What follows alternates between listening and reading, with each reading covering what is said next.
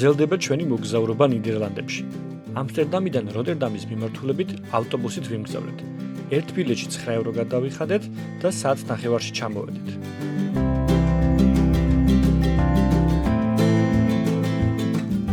როტერდამი მდებარეობს სამხრეთ ჰოლანდიის პროვინციაში.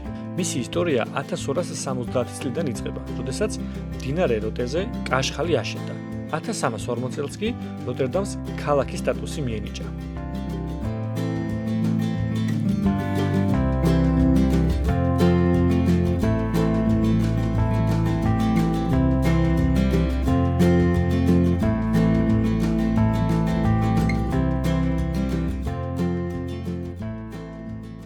სწორედ ჩამოვედით ქალაქ როტერდამში, დავისვენეთ, გამოვიძინეთ და გამოვედით ქალაქის დასათვალიერებლად.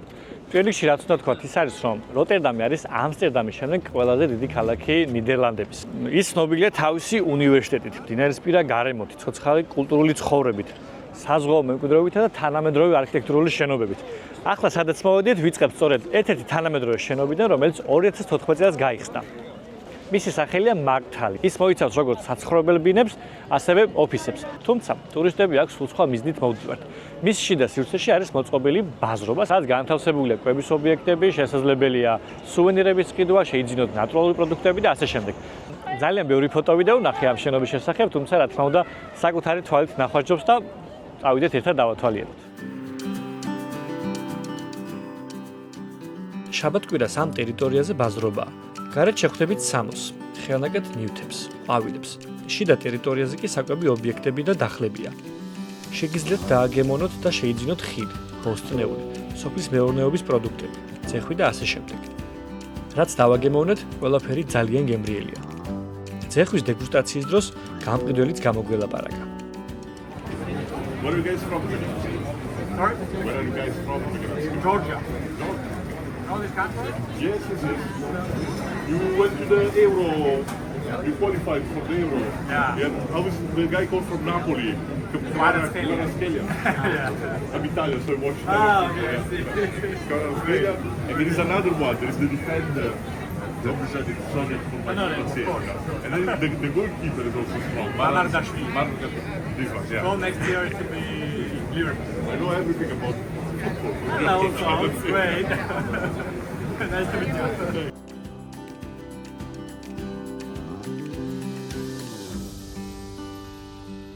საკმაოდ დიდი, ხალხმრავალი სივრცეა.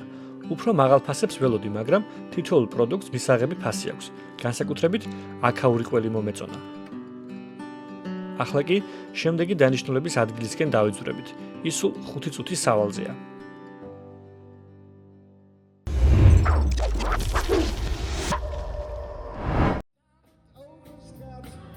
გარეთ უამრავი ადამიანი ირევა.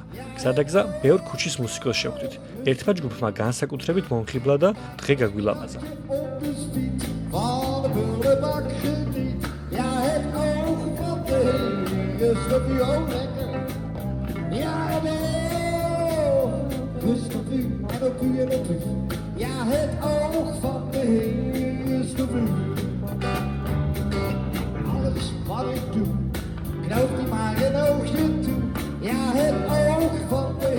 ახლა მოვედით როტერდამის ერთ-ერთ შესანიშნაობასთან, რომელსაც ეწოდება კუბის სახლები. ამ სახლების კონცეფცია მდგომარეობს შემდეგში. ნაკლები ტერიტორიის დაკავებით აითვისოს დიდი სივრცე. საცხოვრებელი კომპლექსის შიდა ტერიტორიაზე ვართ ახლა, 3-ევრო ღირს დათვალიერება, ჩვენ წავიდეთ და შევხედოთ, როგორ არის მოწყობილი ამ კუბებში საცხოვრებელი სივრცეები. ზოგიერთი ბირთმფლობელი ექსკურსიებსაც კი სთავაზობს ცნობისმოყვარე ტურისტებს. სახლი სამსართულიანია. პირველ სართულზე მისაღები და სამზარეულოა.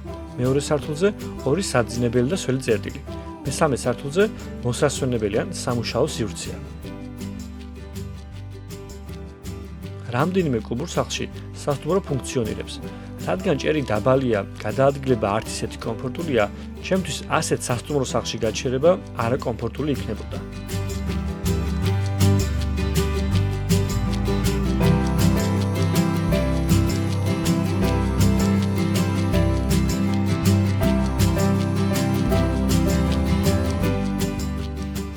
ღირსშესანიშნაობებს შორის მანძილი საკმაოდ დიდია.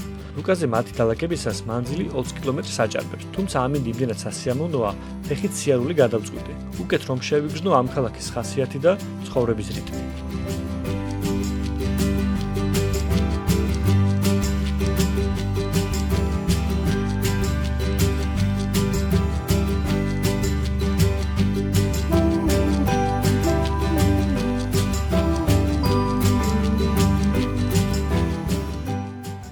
ციდან გადმოვედით ცოტა მოშორებით, რადა გვენახა როტერდამის კიდევ ერთი ღირსშესანიშნაობა, რომელსაც ქვია ერასმუს ბრუგი. ანუ ქართულად გადავთარგმნით როგორც ერასმუსის ხიდი. მისი მშენებლობა 1986 წელს დაიწყო, გაგრძელდა 10 წელი და შესაბამისად 1996 წელს დასრულდა. ნიდერლანდებში სიდიდით მეორე ხიდია. სახელი ერასმუსი დაერქვა ერასმუს როტერდამელის პატივსაცემად, რომელიც იყო რენესანსის დროინდელი მწერალი, თეოლოგი, ჰუმანისტი, თარგმნელი. ეს ხიდი იმდენად მნიშვნელოვანია როტერდამისთვის, რომ მის ოფიციალურ ლოგოზე ვხვდებით.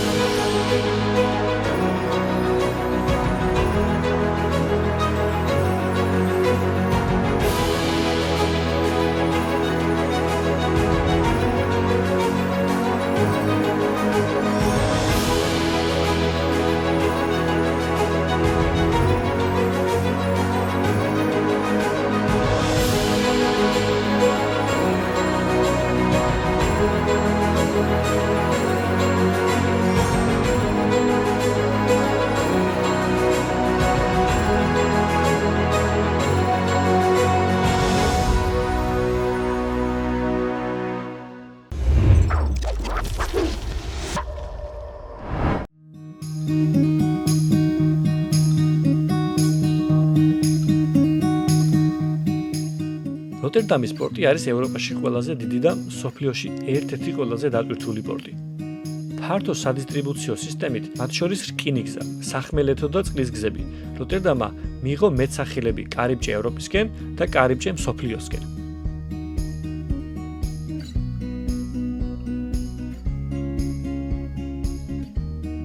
კვლავ ფეხით ვაგრძელებთ მოძრაობას. როტერდამი ცნობილია მუზეუმების სიმრავლით. სრული შემთხვევაში შეგიძლიათ ესწროთ ხელოვნების, კულტურის თუ ისტორიის მუზეუმებს.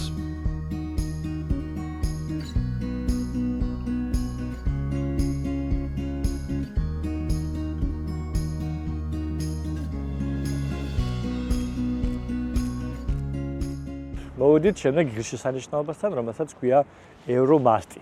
ის ააშენეს 1958-60 წლებში. თავდაპირველი სიმაღლე ჰქონდა 101 მეტრი და 1968 წლამდე ის ითვლებოდა როტერდამის ყველაზე მაღალ შენობად.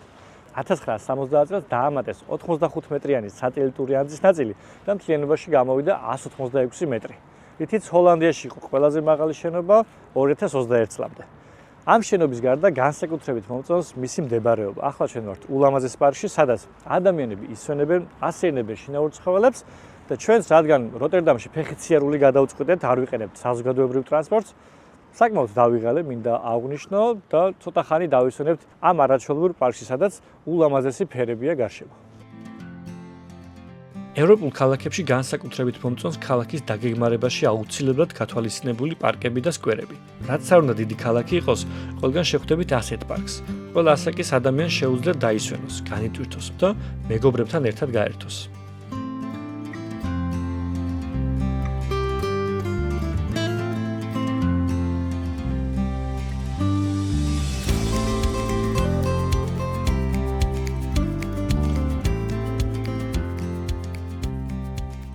როტერდამის მრავალფეროვანი არქიტექტურა მეორე მსოფლიო ომის გამოძახილია.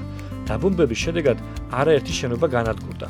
ომის დასრულების შემდეგ დაიწყო ქალაქის ხელახალი მშენებლობა.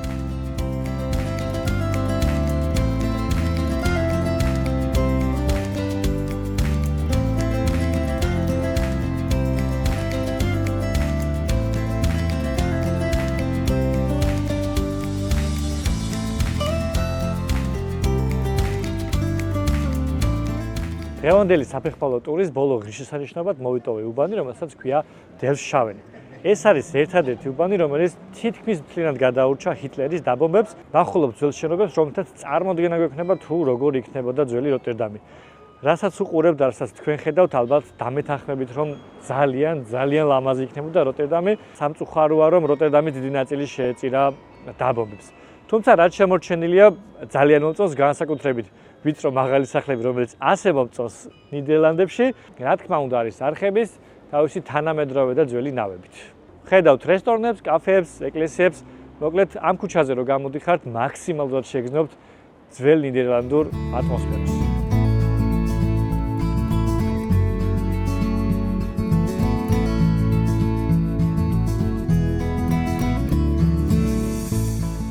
ამინდი ხელს გვიწყობს ვისეირნოთ ულამაზეს პატარა პორტში, ნავებით, იქ მოფუსფუსე მეზღვაურებით, გარშემო განლაგებული ფერადი სახლებით. ზოგიერთ სახლზე სხვადასხვა ცხოველი თუ ფიგურაა გამოსახული, ძალიან საინტერესოა.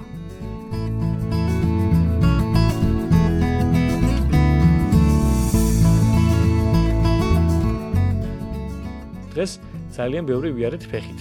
ახლა სასტუმროში დავბრუნდებით და ხვალ უკვე ნიდერლანდების სხვა ქალაქს მოვინახულებთ.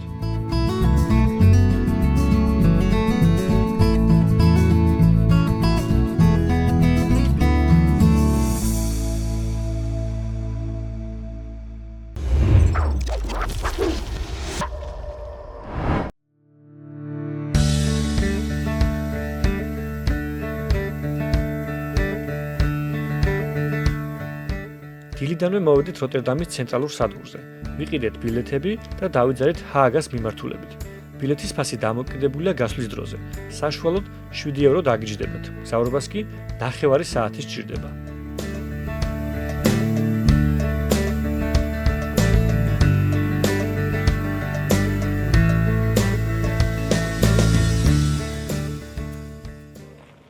შვენივრად ვიმგზავრეთ მატარებლით და ჩამოვედით ზიან ჰააგაში.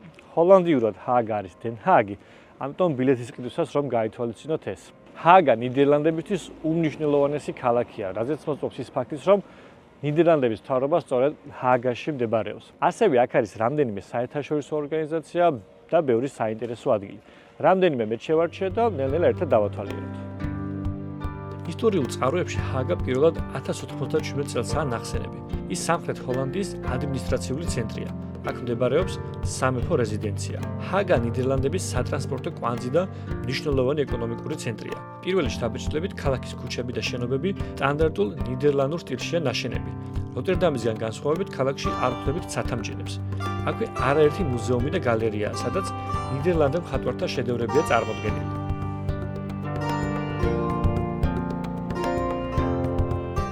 ჰააგაში მოგზაურობისას აქცენტი უნდა გააკეთოთ არქიტექტურაზე, ვინაიდან ძალიან ბევრი და საინტერესო ნაგებობაა. ერთ-ერთი არის ჩემს უკან არსებული, რომელსაც ქვია ნორთეინდეს სასახლე.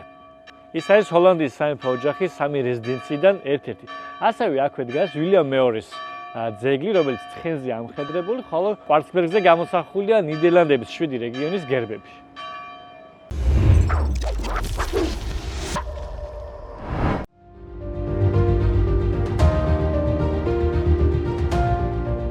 ფეხით მივდივართ შემდეგი დანიშნულების ადგილისკენ. ესაა მშვიდობის სასახლე.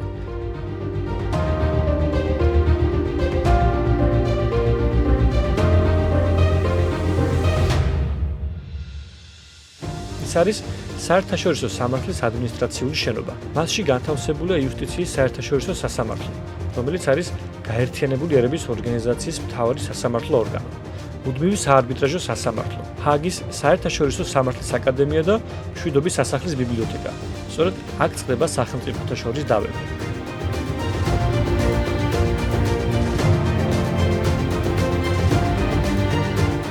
მშვიდობის სასახლის გვერდით არის ასეთი მონუმენტი, რომელსაც ქვია მსოფლიო მშვიდობის არი და აქვს ერთი საინტერესო ისტორია.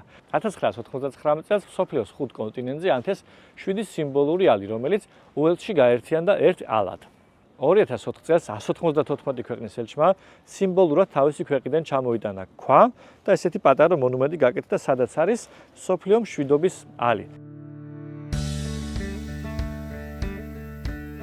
ჩვენს მოგზაურობას სატრანსპორტო გზების და ტრამვაის ლიანდაგების სარეაბილიტაციო სამუშაოები დაემთხვა, რის გამოც გაგვიცულდა ჰააგაში საზოგადოებრივი ტრანსპორტით გადაადგილება. Google-ის რუკის დახმარებით ვიპოვეთ შესაბამისი ავტობუსის ხაზი, რომლითაც ჩრდილოეთის ზღვის სანაპიროზე მისვლას შევძლებდით. ვერსად ვიპოვეთ ბილეთის შესაძენი აპარატი, თუმცა საბანკო ბარათითაც შევძელით მგზავრობის საფასურის გადახდა, რომლის ფასი 1.5 ევროა.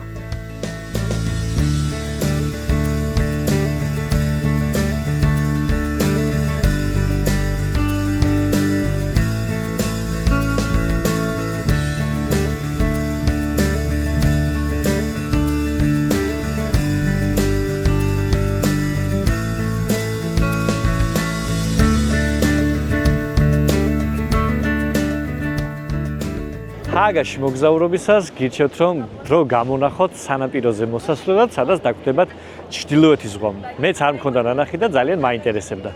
მოვედით, სანაპიროზე გვხვდება კვების ობიექტები, დასასვენებელი ადგილები და ახლა ვართ ესეთ მშვენიერ ადგილას. საიდანაც შეგვიძლია დავტკბეთ უშუალოდ ზღვით. არის სხვადასხვა აქტივობა, შმაგის ბორბალი, აქედან ხდებიან ეგრეთ წოდებული ბანჯი ჯამპი, არის ზიპლაინს, მოკლედ თქვენზეა დამოკიდებული რისი სურვილი გექნებათ. გამთავარია ამინდი არის შესანიშნავი და შეგვიძლია გავისეირნოთ სანაპიროზე, რისთვისაც აქ მოვედით, ცოტა ხანი დავისეირნოთ და მე ისევ დავბრუნდეთ უკან.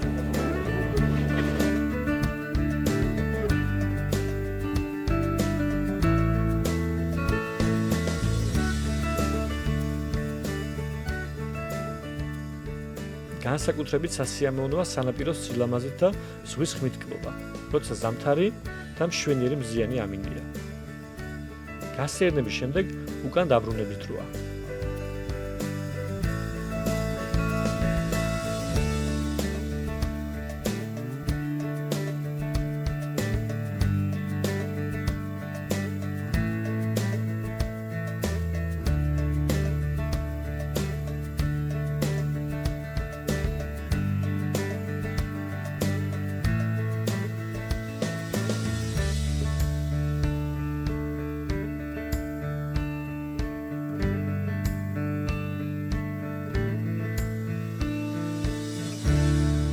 ქალაქის ცენტრში დაბრუნებულებს დაგვხვდა ასეთი საკვირაო ბაზრობა, სადაც როგორც ხედავთ, უკვე არის ხილი, ბოსტნეული ტკბილეულობა, როგორც ახასიათებს ხოლმე ასეთ ბაზრობებს. ჩვენც გავიაროთ და შევხედოთ ყოველთვის საინტერესო მოგზაურობისას ასეთი ადგილების მონახულება და გემონება სრული შემთხვევაში.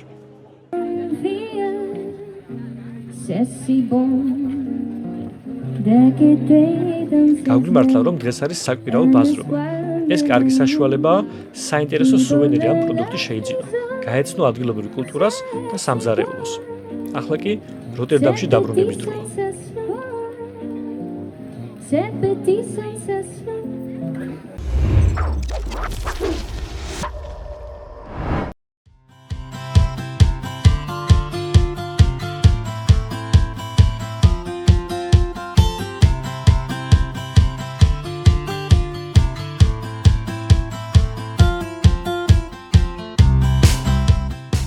სასტუმროში ცოტა დასვენების შემდეგ გამოვედით ღამის როტერდამის დასათვალიერებლად. სადაც კი გავიკითხეთ, წავიკითხეთ ყველგან წერი ერთ ქუჩის შესახებ, რომელსაც ქვია ვიტე დევიდ სტრატი. ამ ქუჩაზე არის ბევრი ბარი, რესტორანი, კაფე, მოკლედ თქვენზეა დამოკიდებული რა გსურთ, როგორი გართობა თუ როგორი სადილობა. ამ შემთხვევაში ჩვენ ავარჩიეთ ერთ ადგილს, სადაც შევკვეთეთ საჭმელი და მივირთმევთ. დღეს კვირა არის როტერდამში და ეთყობა გარშემო, იმიტომ რომ არც ისე ბევრი ხალხია, როგორცაც ველოდით, როგორებიც ვნახეთ ფოტოებში თუ ვიდეოებში. ასეა თუ ისე, მე პირადად ძალიან მომწონს აქაურობა, მოვიდეთ ჩვენი შეკვეთას და მივირთმევთ და მე წავალთ სასტუმროში.